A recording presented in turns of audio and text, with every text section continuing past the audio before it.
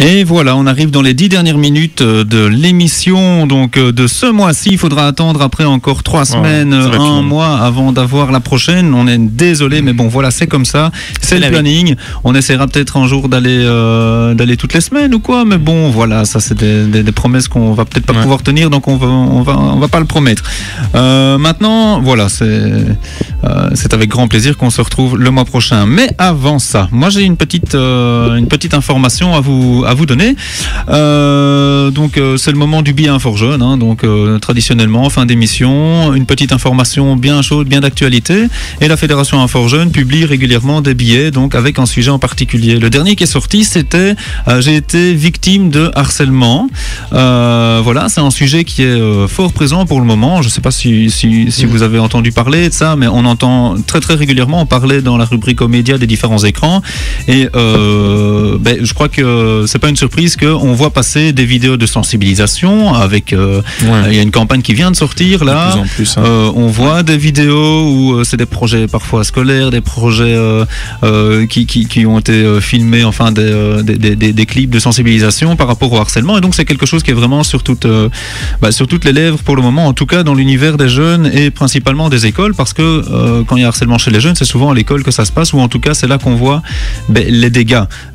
Souvent harcèlement c'est lié aussi à des résultats scolaires qui se dégradent, à des absentéismes, etc. Et donc voilà, l'idée c'est vraiment de dire attention, parce que le harcèlement, on est très vite dans un phénomène de harcèlement. Donc l'idée ici du billet, c'était vraiment de voir un petit peu, de préciser comment ça se passe et quelles sont les conséquences. Donc par exemple, quelque chose qui, je sais pas si vous êtes au courant, mais quelque chose qui vient régulièrement, par exemple, c'est si quelqu'un se fait insulter tous les matins. Est-ce que c'est du harcèlement pour vous ? Oui. Est-ce que quelqu'un qui se fait prendre en photo une fois et qui se fait mettre sur Internet, est-ce que c'est du harcèlement ? Oui. Enfin, s'il n'est pas d'accord, alors oui.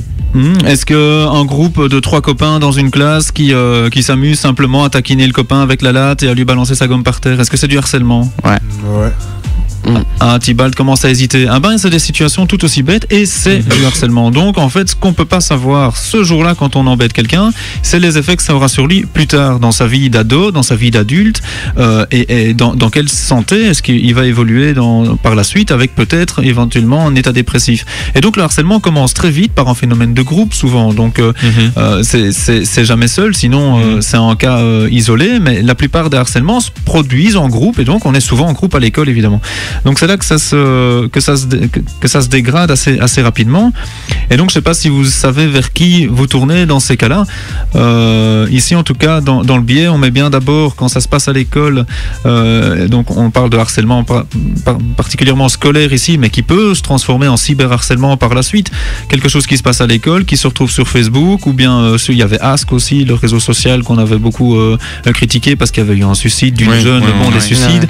Malheureusement, à cause du harcèlement, on en entend parler maintenant de plus en plus souvent, et il ne faut plus forcément passer par cette plateforme-là. Donc vraiment faire attention. L'idée, c'est que comme ça se voit souvent à l'école, c'est d'abord d'en parler évidemment aux professeurs, à la direction, voire au centre PMS, pour ceux qui sont en secondaire. Vous connaissez tous le centre PMS. Donc c'est un organe qui est rattaché à l'école, où on peut aller discuter de ces difficultés. Ici à Nivelles, en face de la gare. Oui, voilà, donc les bureaux des PMS ils ont des bureaux, mais en plus de ça, ils font des permanences dans toutes les écoles secondaires, donc c'est juste à côté de vos classes de cours. Et là, il suffit d'en parler à un éducateur pour aller prendre rendez-vous. Donc ça, c'est une bonne adresse au niveau de l'école, si on n'a pas trop envie d'en parler au professeur ou au directeur. Sinon, évidemment, il y a des psychologues, mais des psychologues, ça coûte un peu cher des fois. Oui, c'est ça. Quand on pense psychologue, on imagine le privé qui va chez le psy toutes les semaines pour bien se sentir dans sa peau, comme on voit dans les films à la télé. Maintenant, des psys, il y en a partout ailleurs. Donc au PMS, il y a déjà des psychologues. Donc dans votre école, quand vous prenez rendez-vous au PMS, il y a déjà des assistants sociaux ou des psychologues, assistants sociaux, pardon, ou psychologues, ou en tout cas des personnes qui ont des compétences dans ce domaine-là. Mais il y a aussi dans les AMO par exemple, les aides en milieu ouvert. Nico, j'allais en parler, justement. Tu parlais des psychologues. Les AMO sont en général composés d'une équipe pluridisciplinaire, sont composés d'assistants sociaux, d'éducateurs et de psychologues également. Et donc, si les problèmes subsistent, les AMO sont vraiment bien qualifiés pour aider le jeune à surmonter ce gros problème de harcèlement.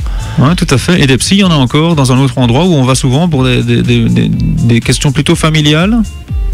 J'ai dit la moitié du nom. Planning familial, non, le planning familial. Donc là aussi, entendu, hein. C'est aussi en lieu pour parler de la vie, de sa vie en général et de sa santé, de la situation qu'on vit au quotidien quand on est jeune et même quand on est adulte, hein, au final.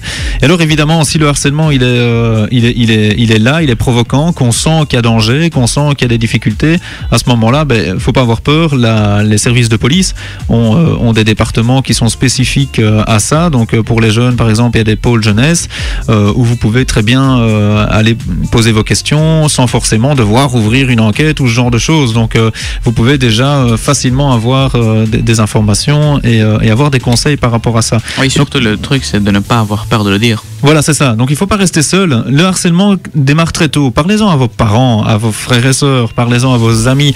Ne restez jamais seul dans cette situation-là. Des cas de harcèlement, il y en a partout. Alors, il y en a plein qui s'annulent un petit peu avec le temps. Il y en a plein qui disparaissent en quittant l'école, en secondaire, parce qu'on change d'option ou quoi. Maintenant, il y en a qui restent et c'est ceux-là, évidemment, qui sont les plus dangereux. Et ceux qu'on ramène à la maison, n'en parlons pas, quoi. Donc, dès que ça commence sur les réseaux sociaux ou via Internet, il faut absolument réagir.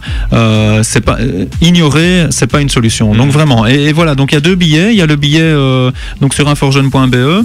Il y a le billet sur le harcèlement scolaire. Donc avec les informations que je viens de vous dire. Et il y a aussi le témoignage de quelqu'un qui a vécu une situation de harcèlement pour pouvoir éventuellement voir des similitudes ou quoi, ou en tout cas imaginer ce que quelqu'un a déjà pu faire pour s'en sortir. Donc n'hésitez pas à vous en inspirer. Et alors par rapport à ça, justement, nous on a Gwenaël, un Inforjeune qui lance un projet avec le Sacré-Cœur. On avait déjà fait des vidéos avec eux l'année dernière avec un remake de Guillaume qui avait bien marché. Donc n'hésitez pas à aller voir la chaîne YouTube d'Inforjeune Brabant-Wallon. Mais donc cette année-ci justement avec l'école du Sacré-Cœur, on est en train de développer un projet pour faire une campagne de sensibilisation sur le harcèlement, le cyberharcèlement.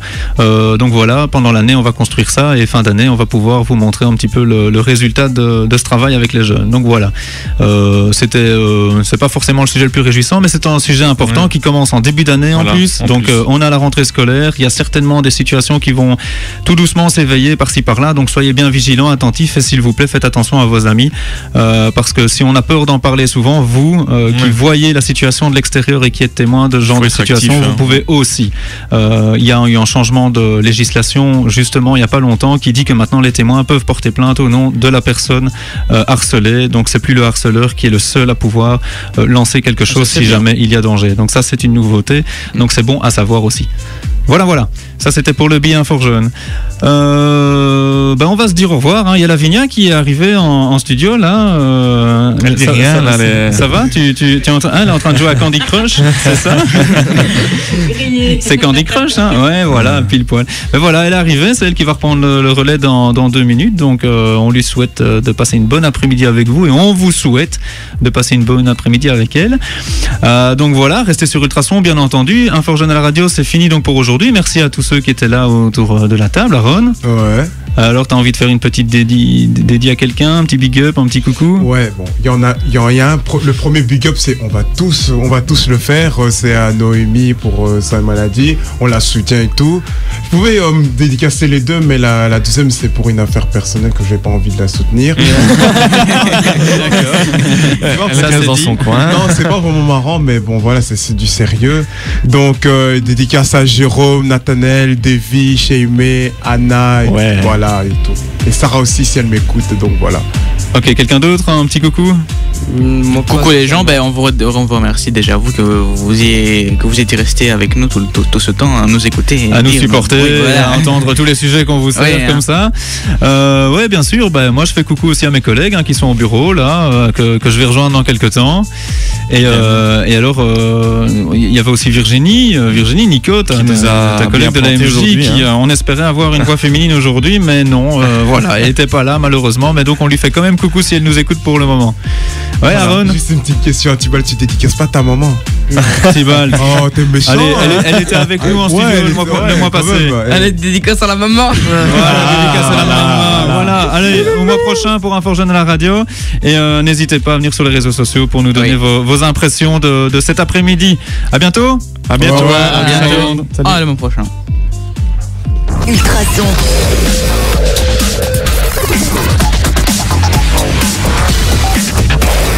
Ultrason, let's dance. Can we